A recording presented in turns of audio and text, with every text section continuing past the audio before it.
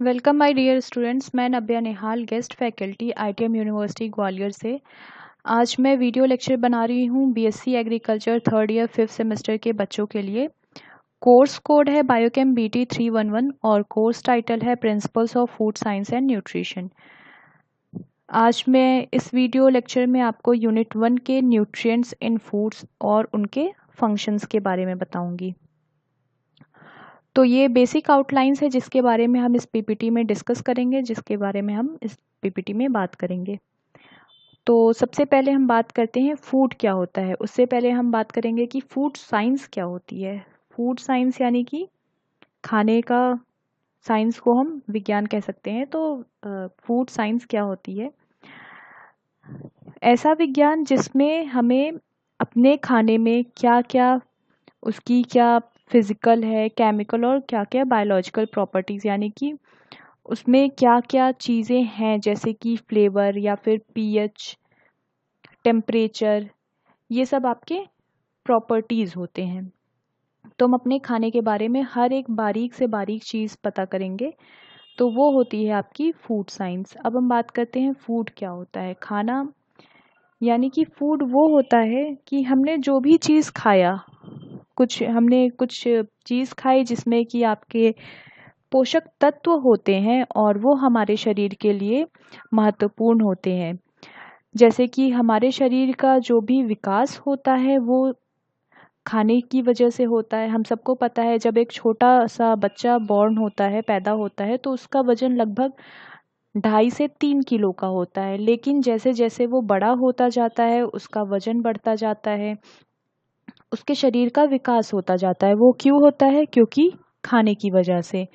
बचपन में वो बच्चा पूरा का पूरा मिल्क पे डिपेंड होता है, लेकिन फिर धीरे धीरे वो खाना खाने लगता है और खाने की वजह से उसके शरीर में हर वो पोषक तत्व जाता है जिसकी वजह से उसके हड्डियों का विकास करता है, आँख का, स्किन का, मतलब शरीर का विकास करता है। इसलिए खाना बहुत ही ज़रूरी है हमारे लिए।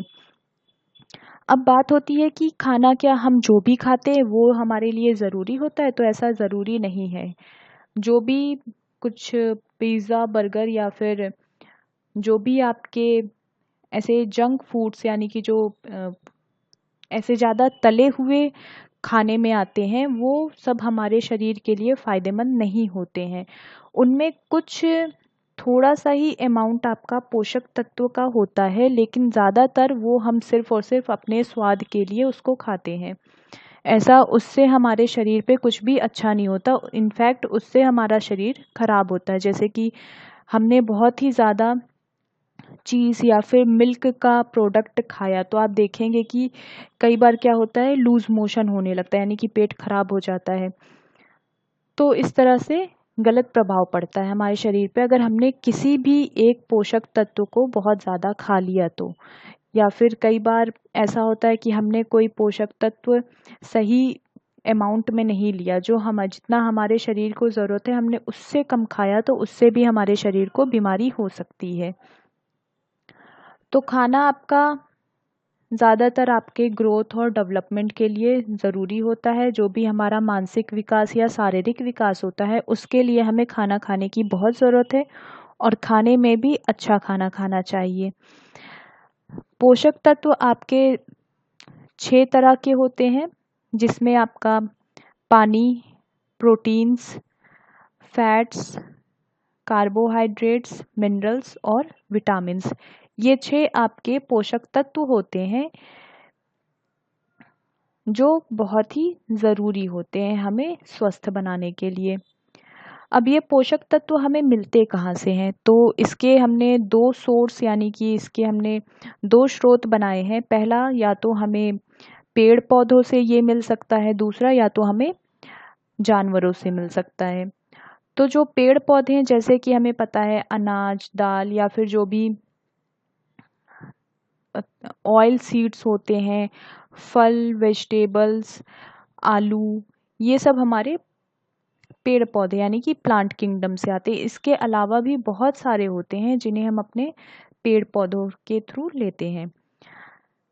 एनिमल किंगडम में क्या आता है, जो भी मांस होता है, कच्चा मांस या पका हुआ मांस, मछलियाँ, पोल्ट्री में जैसे कि अंडे हो गए या आपका चिकन हो गया, उसके अलावा काऊ, बफेलो, मतलब गाय भैंस, या फिर गाय भैंस से जो भी हमें दूध मिलता है, उन दूध से बनी हुई जो भी चीज़ होती है, जैसे कि आपका मक्खन हो गया या दही हो गया, ये सब आपका एनिमल किंगडम यानी कि जानवरों से लिया जाता है। इसमें हम बात करेंगे फिजियोलॉजिकल फंक्शन ऑफ फूड्स की, यानी कि हमें खाना क्यों खाना चाहिए, हमारे शरीर में ऐसा क्या इम्पोर्टेंट है, खाने की ऐसी क्या ज़रूरत है कि हमें खाना खाना चाहिए। तो सबसे पहली बात, जब भी हम खाना खाते हैं तो खाने से हमें एक ताकत मिलती है, मतलब कि खाना जो है प्रोवाइड एनर्जी। साथ ही साथ हमारे शरीर का जो बहुत ही महत्वपूर्ण फंक्शन होता है, उसमें हमारा खाना बहुत इम्पोर्टेंट होता है। और खाना खाने से, अच्छा खाना खाने से जो भी बीमारियां होती हैं वो दूर होती हैं। इसीलिए देखा कीजिए कि हमेशा जब भी होता है खांसी जुकाम, तो उसमें कहा जाता है कि सिट्रस फ्रूट्स खाइए, मतलब कि जो खट्टी चीज़ें हैं वो खाइए, मतलब कि हमारे शरीर में किसी ना किसी पोषक तत्व की कमी हो जाती है, जिसकी वजह से हमें वो बीमारी होती है। इसीलिए हमारे शरीर में हर एक पोषक तत्व का अपना अपना अलग महत्वपूर्ण रोल है। एनर्जी की अब हम बात करते हैं, तो हमें ताकत कैसे मिलती है। हमने खाना खाया, अब हमारे खाने में बहुत ही ज़्यादा शर्करा यानी कि बहुत ही ज़्यादा कार्बोहाइड्रेट्स प्रेजेंट है।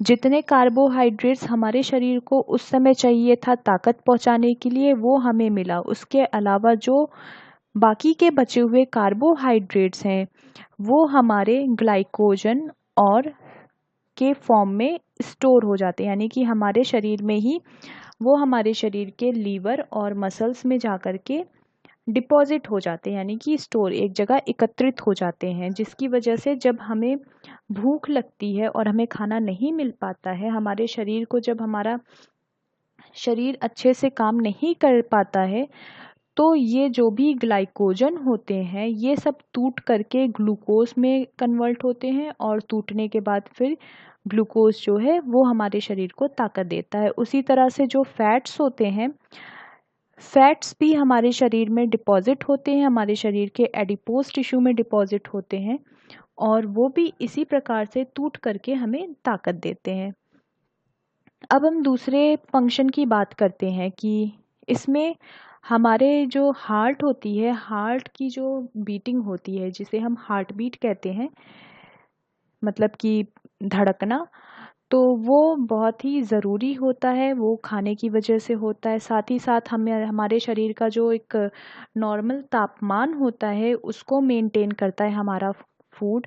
मसल कॉन्ट्रैक्शन यानी कि जो हम चलते हैं, या हमने अपना हाथ मोड़ा, फोल्ड किया, या हमने अपना हाथ ही इधर उधर किया, तो ये सब आपका मूवमेंट में आता है, मसल मूवमेंट में। साथ ही साथ जो भी पानी का हमारे शरीर में बैलेंस होता है उसे कंट्रोल करता है। एक्सेस वाटर यानी कि ज़्यादा पानी हो जाता है हमारे शरीर में, तो वो रिमूव हो जाता है, वो निकल जाता है।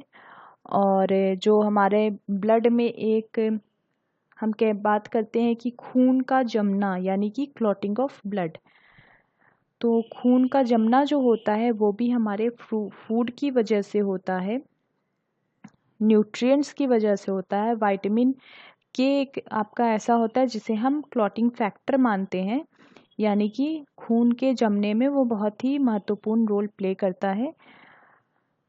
प्लस हमारे शरीर में जो भी वेस्ट प्रोडक्ट्स, यानी कि जो भी ऐसे प्रोडक्ट्स जिनमें अब कोई भी पोषक तत्व नहीं बचा है, तो उस वेस्ट प्रोडक्ट्स को हमारे शरीर से निकालने में भी फूड का काम है। अगला हम बात करते हैं कि पोषक तत्व हमारे खाने में क्या है, कैसे होता है। तो पोषक तत्व को हमने दो तरह में बांट दिया है। पहला है मैक्रो न्यूट्रिएंट्स और दूसरा है आपका माइक्रो न्यूट्रिएंट्स। मैक्रो का मतलब ये है कि ज़्यादा, मतलब कि ऐसे पोषक तत्व जिनकी हमारे शरीर में ज़्यादा आवश्यकता है। और दूसरा है आपका माइक्रो न्यूट्रिएंट्स, मतलब कि ऐसे पोषक तत्व जिनकी हमारे शरीर में कम आवश्यकता है, ज़्यादा हम उन्हें नहीं ले सकते। अगर हमने ज़्यादा लिया तो उसका हमारे शरीर पे बुरा प्रभाव पड़ने लगेगा, कोई बीमारी हो सकती है उसको ज़्यादा लेने से। तो ये जो दो हैं, यानी कि जो आपके मिनरल्स और जो विटामिन्स होते हैं, ये आपके माइक्रो न्यूट्रिएंट्स में आते हैं। इसलिए जब मैंने आपको यूनिट 2 में मिनरल्स और विटामिन्स पढ़ाया तो उसमें आपने देखा होगा, ध्यान दिया होगा कि जो भी मैंने मिनरल्स का बताया था, आपके कुछ ऐसे मिनरल्स थे जिन्हें हम माइक्रोग्राम में लेते हैं। माइक्रोग्राम आपका यूनिट होता है जो कि बहुत ही कम अमाउंट माना जाता है, यानी कि एक एक छोटा सा, एक महीन सा दाना, वो आपका माइक्रोग्राम कहा जाता है। या फिर आप चीनी का एक छोटा सा दाना ले लें, नमक का एक छोटा सा दाना, उससे भी छोटा दाना, वो आपका माइक्रोग्राम होता है। उसी प्रकार से जो विटामिन्स होते हैं ये भी हमारे शरीर में कम ज़रूरी होते हैं। मैक्रोन्यूट्रिएंट्स में आपके आते हैं कार्बोहाइड्रेट्स, प्रोटीन्स, फैटी फूड्स और पानी, यानी कि वाटर। कार्बोहाइड्रेट्स मैंने आपको बताया है कि जो शर्करा होता है, ये हमारे जो भी शुगर, यानी भी जो भी चीनी से मिले हुए पदार्थ होते हैं उसमें आपके कार्बोहाइड्रेट्स प्रेजेंट होते हैं। प्रोटीन्स आपके जो भी मांस, मछलियाँ, ये सब होती हैं, ये आपके, या फिर जो आपके दाल होते हैं, वेजिटेबल्स होते हैं, ये सब आपके प्रोटीन से रिच फूड होते हैं। अगला है आपका फैटी फूड्स, जो भी तेलीय पदार्थ होता है, जैसे कि ऑयल्स हो गए, ये सब आपके फैटी फूड्स होते हैं। या फिर जो जानवरों की जो चर्बी होती है, या फिर मिल्क प्रोडक्ट्स जो होते हैं, यानी कि दूध के बने हुए सामान जो होते हैं, ये भी आपके फैटी फूड्स होते हैं। अब हम थोड़ा डिटेल्स में बात कर लेते हैं माइक्रो न्यूट्रिएंट्स की, यानी कि ऐसे न्यूट्रिएंट्स जो हमारे शरीर में कम ज़रूरत होते हैं। तो इसका जो सोर्स है, यानी कि इसका जो मेन स्रोत है, इसको हम कहाँ से पा सकते हैं? विटामिन्स हमें ऐसे तो मिल नहीं सकता है।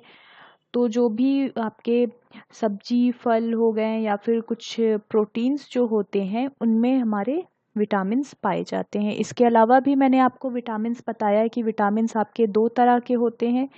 एक होता है आपका फैट सॉल्युबल, यानी कि जो कि तेल में आपका घुल जाए, और दूसरा होता है वाटर सॉल्युबल, यानी कि जो आपका पानी में घुलनशील होता है। तो जो पानी सॉल्युबल होता है, ये आपके ज़्यादातर जो भी बी कॉम्प्लेक्स का मतलब है कि विटामिन बी है और उसको आगे टुकड़ों में बांटा गया है अलग अलग विटामिन्स की कैटेगरी में। जैसे कि आपका विटामिन बी जो है वो आपका पूरा का पूरा 8 होता है। Vitamin B1, बी2, B3, B5, B6, बी7, बी9 and B12. इसके अलावा जो विटामिन सी जो होता है, जिसे हम सिट्रस फ्रूट्स, यानी कि जो खट्टा हमारा फल होता है, जैसे कि नींबू या फिर संतरा, इन सब से हम लेते हैं, ये आपका विटामिन सी में आता है। जो आपके फैट सॉल्युबल्स, यानी कि जो आपके तेल में घुलते हैं, वो होते हैं आपके vitamin A, vitamin D, vitamin E और विटामिन के, जिन्हें हम एडिक की तरह याद कर सकते हैं। एडिक इसका शॉर्ट फॉर्म है याद करने का। अब विटामिन्स हमारे शरीर के लिए क्यों ज़रूरी है, ऐसा क्या काम करते हैं ये? तो हमें पता है कि हमारा जो आँखों की रोशनी होती है वो विटामिन ए की वजह से होती है। साथ ही साथ जो हमारे इम्यून सिस्टम्स होते हैं,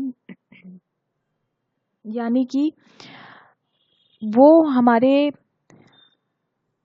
विटामिन्स की वजह से अच्छे होते हैं। मतलब अगर हमने सही तरीके से विटामिन्स लिया है तो हमारे शरीर में वो ताकत होगी जो कि बीमारी को दूर कर सकती है हमसे। कैंसर, हम सब जानते हैं, कैंसर जो भी होता है वो विटामिन्स अगर हमारे शरीर में सही अमाउंट में पाया जाता है तो जो कैंसर होता है वो उसके होने की संभावना, उसके होने के चांसेस कम होते हैं। हमारी स्किन के लिए, दिमाग के लिए, नर्वस सिस्टम को सही तरीके से काम कराने के लिए विटामिन्स हमें लेना बहुत ज़रूरी होता है। अब हम बात करते हैं मिनरल्स की। मिनरल्स यानी कि आपका खनिज पदार्थ क्या होता है। तो जो मिनरल्स होता है इसके सोर्स हैं आपके लाल मांस यानी कि रेड मीट, सी फूड यानी कि जो भी समुद्री खाना होता है वो, आयोडीन जो आपका होता है ये आपका आयोडाइज्ड टेबल सॉल्ट होता है, दूध या दूध का बना हुआ कोई भी पदार्थ, नट्स और सीड्स। नट्स में आपके आएंगे मूंगफली और अखरोट, जो भी हरी पत्तियों वाली सब्जियां होती हैं, फल होते हैं या फिर अंडे, ब्रेड, अनाज और अंडे के अंदर में जो येलो येलो सा होता है, पीला पीला सा होता है, उसे हम एग योक कहते हैं वो। तो ये सब आपका मिनरल्स, इन सब पदार्थ में आपके मिनरल्स पाए जाते हैं। अब मिनरल्स हमारे शरीर के लिए क्यों ज़रूरी है। हम सबको पता है कि जो कैल्शियम होता है, ज़्यादातर अब बोला जाता है कि जो हमारे शरीर की हड्डियां होती हैं या दांत होते हैं उनको एक अच्छे तरीके से, उनका एक जो स्ट्रक्चर, यानी कि हमें पता है कि हमारे हाथ की हड्डी यहाँ पे सीधी होगी, जो जोड़ की हड्डी होती है उसका वैसा सा स्ट्रक्चर है कि जिसमें हमारे थोड़ा सा घुमावदार स्ट्रक्चर जहाँ की हड्डियों का होना होता है वो उस तरह से होती हैं। तो ये सब हमारे मिनरल्स की वजह से होता है। तो इसलिए यहाँ पे मैंने लिख रखा है कि structural part of soft tissues, यानी कि जो भी हमारे शरीर का जो सॉफ्ट टिश्यूज़ होते हैं उनके भी स्ट्रक्चर में मिनरल्स पाए जाते हैं। साथ ही साथ हमारे शरीर में जो भी पानी का एक बैलेंस, एक जो लेवल होता है उसे बैलेंस किया जाता है कि हमारे शरीर के लिए पानी कितना ज़रूरी है।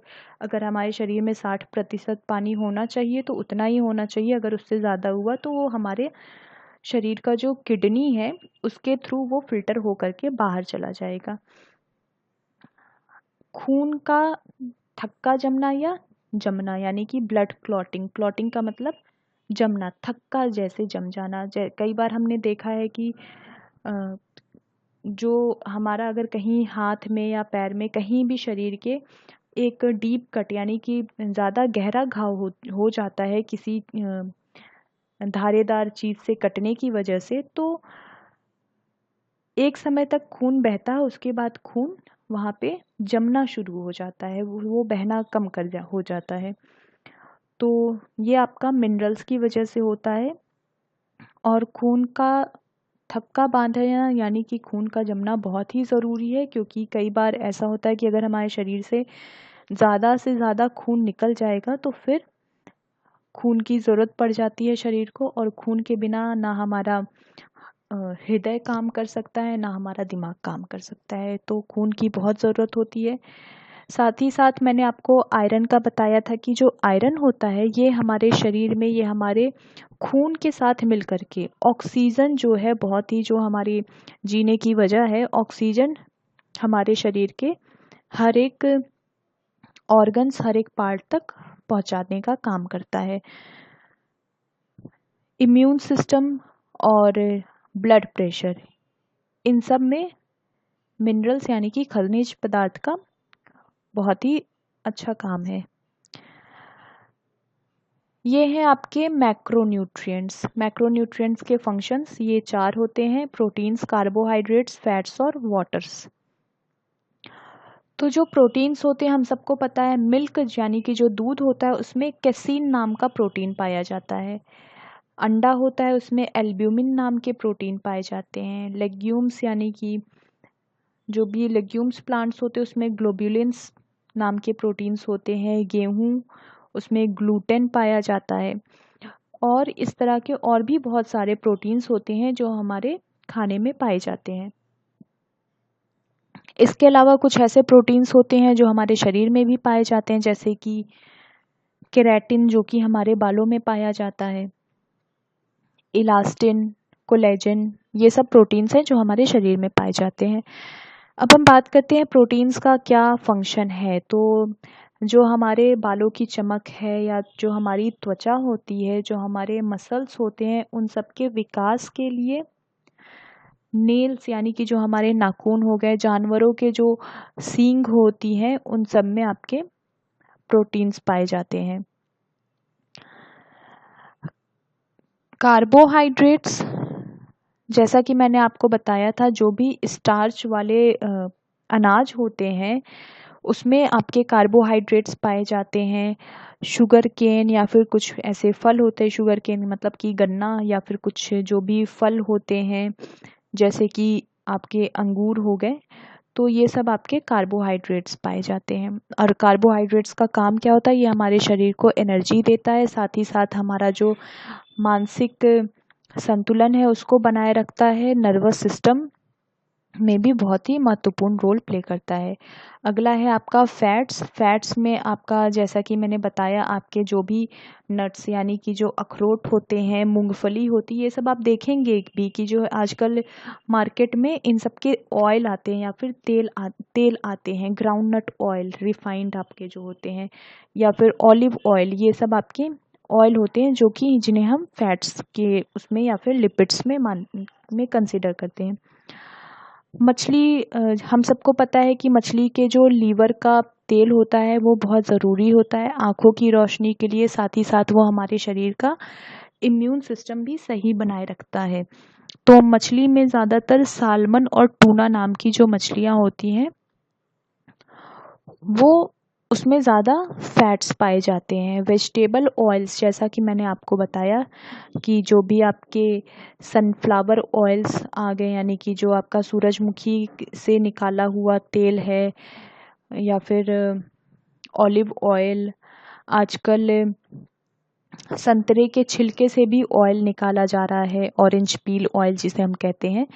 तो ये सब आपके फैट्स के सोर्स हैं जिनको हम लेते हैं।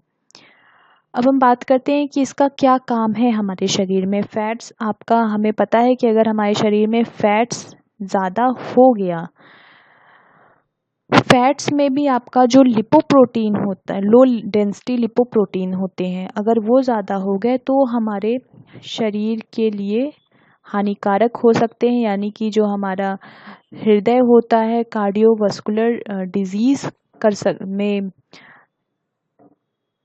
का काम को ख़राब कर सकता है, यानी कि जो जिसकी हम बात करते हैं कि कोलेस्ट्रॉल बढ़ गया और जिसकी वजह से लोगों को हार्ट अटैक आ सकता है, तो वो इसी वजह से होता है कि उनके शरीर में लो डेंसिटी लिपोप्रोटीन्स बहुत ज़्यादा हृदय के वॉल यानी कि आर्टरीज पे प्रेजेंट हो जाते हैं। जो फैट्स है ये आपका सेल के विकास के लिए, या फिर ये भी आपका ब्लड क्लॉटिंग यानी कि खून का जमना, और अगर हम सही मात्रा में फैट्स को लेते हैं तो जो भी कार्डियोवास्कुलर डिजीज़ और टाइप 2 डायबिटीज़ होते हैं, टाइप 2 डायबिटीज़ यानी कि आपके जो 40 प्लस वाले लोगों को होते हैं, यानी कि 40 से ऊपर की उम्र वाले लोग जो होते हैं जिन्हें डायबिटीज़ होता है, उन्हें हम टाइप 2 डायबिटीज़ की कैटेगरी में रखते हैं।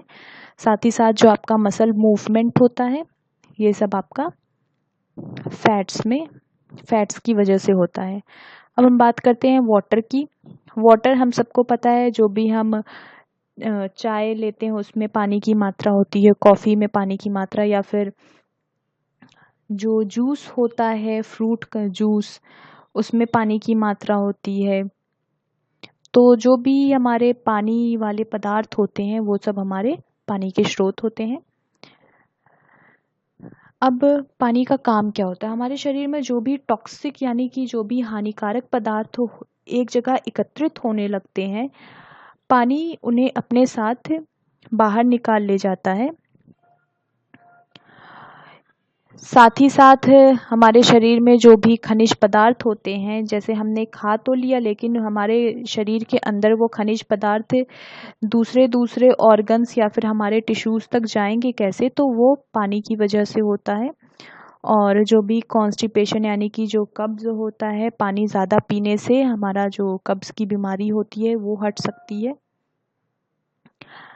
या फिर लू लगने की जो बीमारी होती है वो भी पानी की वजह से कम हो सकती है। तो इसीलिए कहा जाता है कि पानी पीना चाहिए। एक दिन में लगभग 8 गिलास पानी पीना चाहिए, नॉर्मल जो ग्लास होता है उससे। इसके अलावा मैं आप लोगों से कुछ थोड़ा सा ऐसे पॉइंट्स हैं जिनको डिस्कस करना चाहूँगी, जैसे कि एक टर्म है जिसे हम न्यूट्रास्यूटिकल्स या फिर फाइटोन्यूट्रिएंट्स कहते हैं। तो जो न्यूट्रास्यूटिकल्स होते हैं इन्हें हम कहाँ से निकालते हैं? जो भी फूड, जो भी खाना हमारा, जो भी जैसे कि फल सब्जी, इन सब में एक पदार्थ पाया जाता है जिसे हम बायो एक्टिव कंपाउंड कहते हैं। तो उस पदार्थ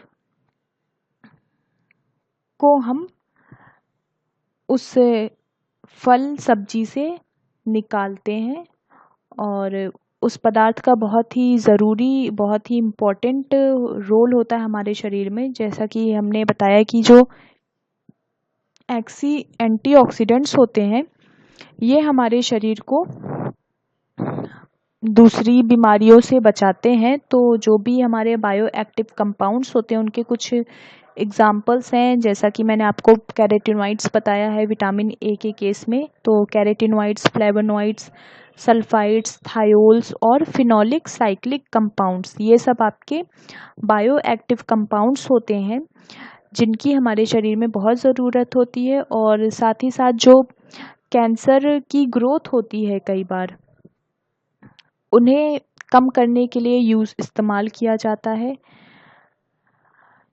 ऑस्टियोपोरोसिस या फिर जो कैटरेक्ट होता है, कैटरेक्ट आपके आँख से जुड़ी हुई बीमारी होती है, आँखों की रोशनी चली जाना, कैटरेक्ट। तो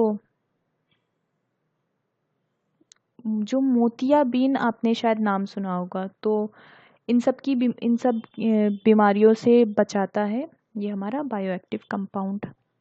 ये मैंने आपको एक छोटा सा एक्सरसाइज दिया है जिसमें आपको सिर्फ ये पता करना है कि हमें अपने शरीर को स्वस्थ रखने के लिए हर रोज़ कितना पोषक तत्व लेना चाहिए। तो मुझे उम्मीद है कि आप सब ये एक्सरसाइज करेंगे, क्योंकि ये बहुत ही ज़रूरी है हमें पता लगना कि हमें हर रोज़ कितना चीज़ कितने अमाउंट में खाना चाहिए। ये नहीं कि हमें दूध मिल रहा है तो हम 4-5 लीटर दूध पी लिए, या फिर कुछ भी हरी सब्जी मिल रही, हरी सब्जी का तो ऐसा कुछ बुरा प्रभाव नहीं पड़ता हमारे शरीर पे। या फिर अगर पानी है तो हमने पानी बहुत ज़्यादा पी लिया 7-8 लीटर, तो इतना भी पानी नहीं पीना है, नहीं तो हमारे शरीर पे पानी ज़्यादा होने का भी बुरा प्रभाव पड़ता है। तो इसीलिए बहुत ज़रूरी है हमें कि ये जानना, ठीक है? तो आप ये एक्सरसाइज कीजिएगा। लर्निंग आउटकम्स, मुझे उम्मीद है कि जो भी मैंने पोषक तत्व के बारे में आपको बताया है वो आपको समझ में आया होगा। ये रेफरेंस है, मतलब कि मैंने इस पीपीटी स्लाइड में जो भी मैटर डाला है वो मैंने इस बुक से लिया है। अगर आप और जानकारी लेना चाहते हैं तो ये बुक, या फिर अगर आप गूगल पे भी सर्च करेंगे तो आपको बहुत सारे इससे जुड़े हुए नोट्स मिल जाएंगे। Thank you.